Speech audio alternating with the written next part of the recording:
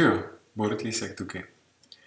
Moj današnji uvid je, da se lahko izrazimo in ko se izrazimo, ko si dovolimo iti v čustva, v svoje čustva in jih izraziti.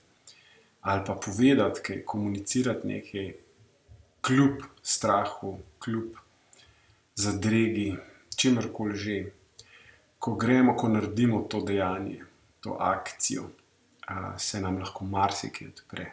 Lahko dobimo vpoglede. Sam sem ta teden precej posvečen odpiranju komunikacije. Določene odpiram načine, ki jih še nikoli v življenju nisem znal odpreti in si jih drznil. In ta teden sem izkusil neverjetne vpoglede v to, naprimer, kako sem se včasih znal močno razjeziti na druge ali pa na ves svet, zaradi tega, ker sem sam naredil napako in je nisem hotel videti, nisem hotel čutiti, da je z mano nekaj narobe.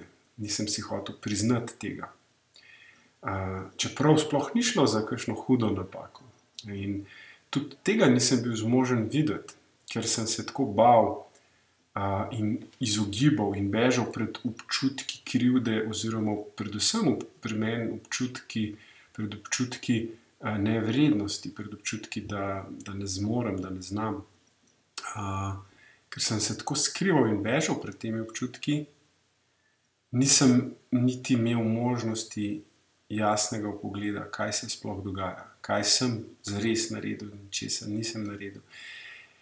In kadar greš v svoje občutke, imaš veliko več možnosti priti do te jasnosti in videti, saj sploh ni tako grozen. Tako kot pravijo, da je strah samo, da je strah votel, okrog ga pa nič ni.